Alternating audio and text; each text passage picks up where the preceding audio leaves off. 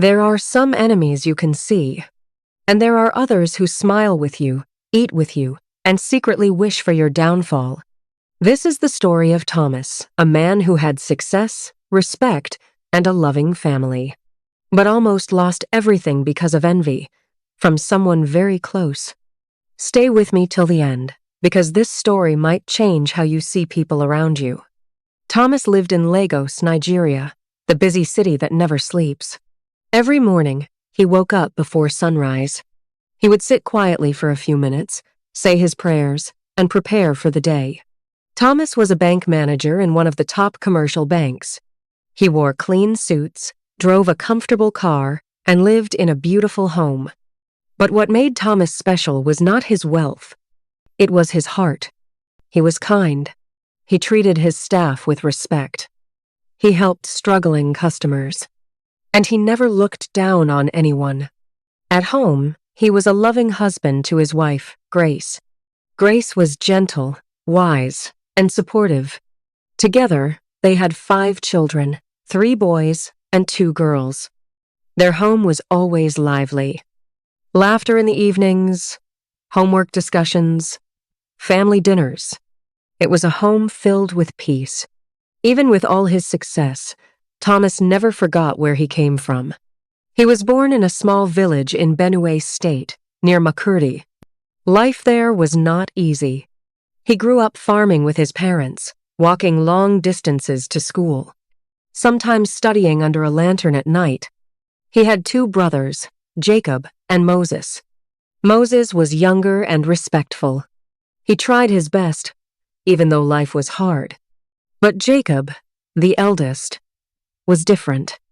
Jacob refused school completely.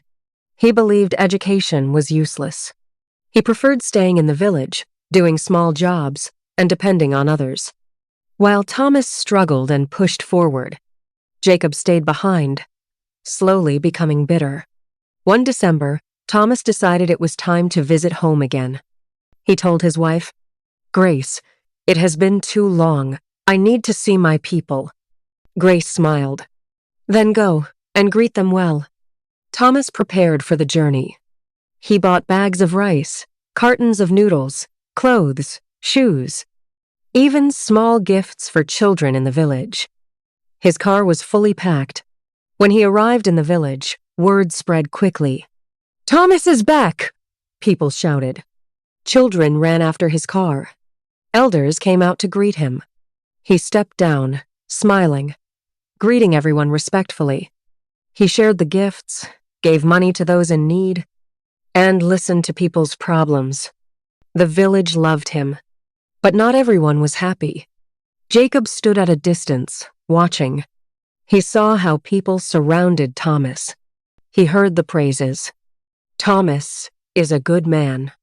God has blessed him. He has not forgotten us." Each word felt like a knife in Jacob's heart. That night, Jacob sat alone outside his hut. His thoughts were dark. "We are from the same father," he muttered. "Why is he the one enjoying life?" Instead of learning from Thomas, instead of being proud of him, Jacob allowed jealousy to grow, and jealousy slowly turned into hatred. A few days later, Jacob made a terrible choice. He walked to a nearby village to meet a native doctor. The man was known for dark practices. Jacob explained everything. "My brother has everything, and I have nothing. I want it to end." The native doctor looked at him carefully. "Are you sure?" he asked. Jacob nodded.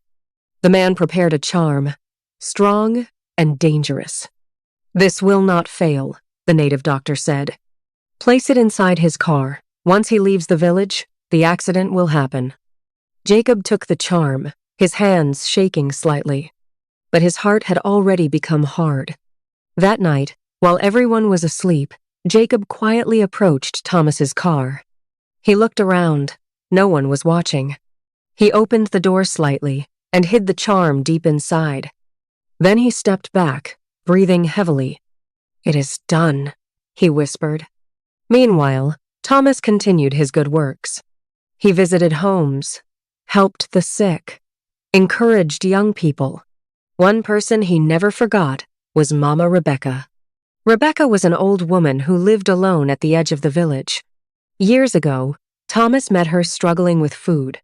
Since then, he always supported her.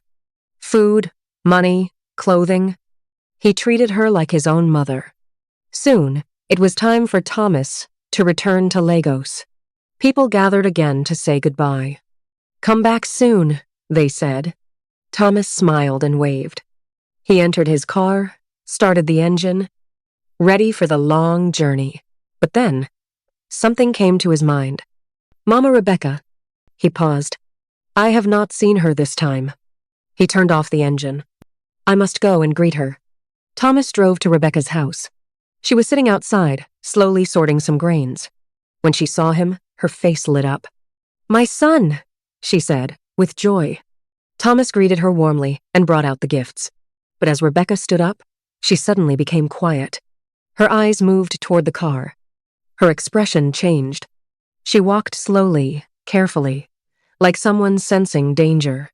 Rebecca touched the car gently. She closed her eyes. For a moment, everything was silent. Then she spoke in a low voice. "There is something here. Something not clean." Thomas felt uneasy. "What do you mean, Mama?" Rebecca began to search. Under the seat, behind panels, inside hidden corners. Then suddenly, she found it. A small wrapped object. She held it up. "This is not ordinary." Rebecca quickly began to pray. She spoke words softly, firmly. Then she unwrapped the charm and destroyed it.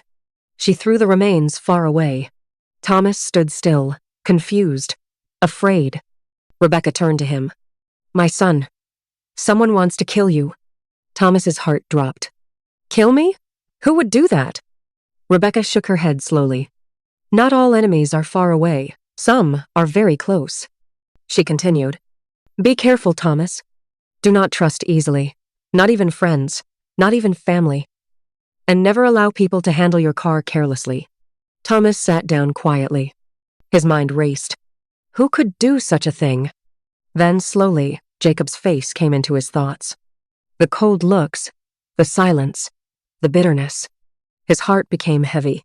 "My own brother," he whispered. If Thomas had left without visiting Rebecca, if he had ignored that small thought, he might not have survived. That simple decision saved his life. Thomas thanked Rebecca deeply. He gave her more support and promised to always check on her. Then he returned to his car. This time, he prayed before starting it. The journey back to Lagos was long, but safe. Sometimes, the greatest danger is not outside. It is within your circle. Envy can destroy love. Jealousy can turn family into enemies. But kindness brings protection. Thomas survived because he did good. Be careful who you trust. Be mindful of those around you. And never stop being kind. Because one day, your kindness may save your life. If this story touched you, like this video, share it with someone, and subscribe for more powerful stories. And tell me in the comments, have you ever experienced jealousy from someone close?